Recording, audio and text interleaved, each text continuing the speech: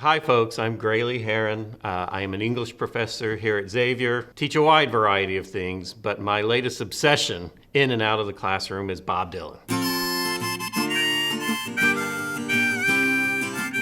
Bob Dylan was born Robert Allen Zimmerman on May 24th, 1941 in Duluth, Minnesota. He grew up a middle-class kid, right? Nothing spectacular or special about him, but he loved music from very early on. And it became his obsession, and he made a vocation out of it. He first fell in love with rock and roll music, Elvis Presley, Little Richard, right? What was popular on the radio in his era. But then the lightning bolt was Woody Guthrie. When he heard the folk music of Woody Guthrie, he knew that is what I want to do, that's who I want to be. A lot of it was ripped from the headlines. A lot of it was invested with his values, right, of civil rights and anti-war protest. Audiences were so moved by his songs at this time that he was often called the voice of his generation. He felt trapped by those kinds of labels, and so he wanted to go in a new direction. He picked up the old electric guitar again and started playing in a band. He went electric. It was a very controversial move at the time. The movie that's going to be coming out about Bob Dylan is going to focus on Dylan going electric at the Newport Folk Festival. I am very much looking forward to A Complete Unknown, starring Timothy Chalamet as a young Bob Dylan. As a Dylanologist, I'm sure there are plenty of things that I'll cluck my tongue and roll my eyes over. It's impossible balancing act to both appeal to casual fans of Bob Dylan, or maybe people who know nothing about Bob Dylan but are going to see Timmy's latest movie, and to then simultaneously please people like me. But I can't wait to see it. She lit a burner on the stove and offered me a pipe. I thought you'd never say hello, she said. You look like the silent type. Then she opened up a book of poems and handed it to me, written by an Italian poet from the 15th century. And every one of those words rang true and glowed like burning coals, pouring off of every page like it was written in my soul, from me to you, tangled up in blue. Who writes songs like that, right? It's so many songs, so many words are crammed into the verse, but he goes from, I guess, getting high with someone in their apartment to getting high on literature, to getting high on poetry. When you're reading great literature, it's like the literature is reading you. And that's what he's talking about, that connection, the connection that an artist can make to an audience. And I've never stopped getting high on Bob Dylan's music. There are not many artists that you could spend 15 weeks on without it feeling redundant, without you feeling like you're repeating yourself over and over again. That's not the case with Dylan. Dylan is like 10 artists in one. This is the book I assign to students in my first year seminars on Bob Dylan and in my upper level Bob Dylan class. And my reason for that isn't just because I love the heft of this big book, this Bible, ooh, that's a word, bobble, the Bible.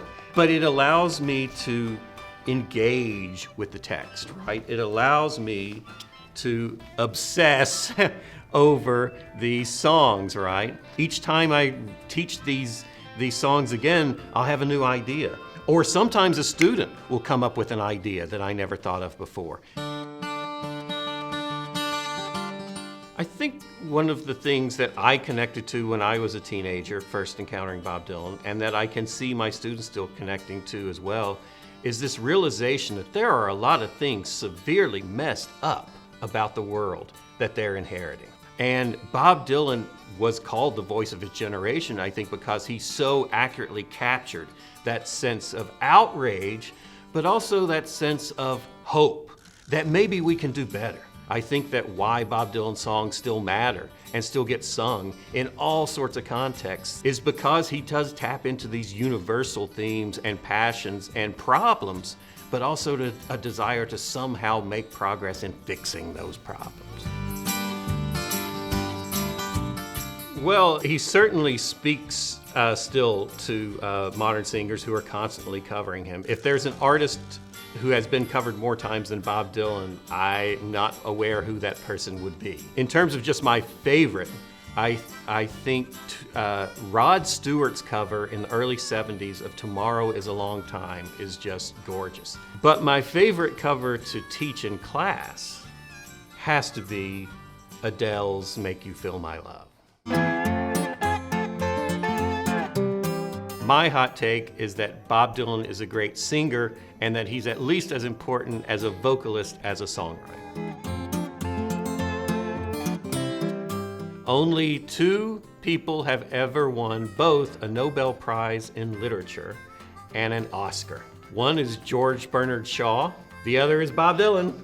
Bob Dylan, who won the Nobel Prize in Literature in 2016 and won an Oscar for his song Things Have Changed for the film Wonder Boys in, I think it was year 2000.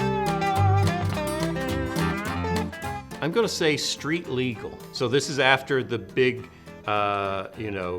bang of Blood on the Tracks and Desire in 75 and 76. But I think that in so many ways you can see the moral dilemmas that would eventually inform his Christian conversion and his evangelical songs that came afterwards on Street Legal. Street Legal is an underrated gem. I've played out that scenario to the extent that I would be terrified, and I don't think I would ever want to meet Bob Dylan because I would be so overwhelmed by the experience and so inadequate in doing justice to the experience that I would just probably come across as a blubbering fool. Or really, if we're having a beer, let's make it a beer in Cincinnati and let's talk about Cincinnati. And I know that Cincinnati is important to him musically. When he played here in 2021 at the Aronoff Center, he said, "Great to be back here in Cincinnati, home of King Records, which is one of the greatest record labels ever and is literally just around the corner from Xavier University." And he said, "Birthplace of Roy Rogers and Charlie Manson. I wonder if they knew each other." So it's just a little kind of funny dad joke thing that he throws in there. But obviously, just little signs like that suggest that Cincinnati isn't just totally random nowhereville to him, that it's on his radar, he's aware of it. So maybe that could be an inroad. I think I would start with a line from a Bob Dylan song, "He not busy being born is busy dying."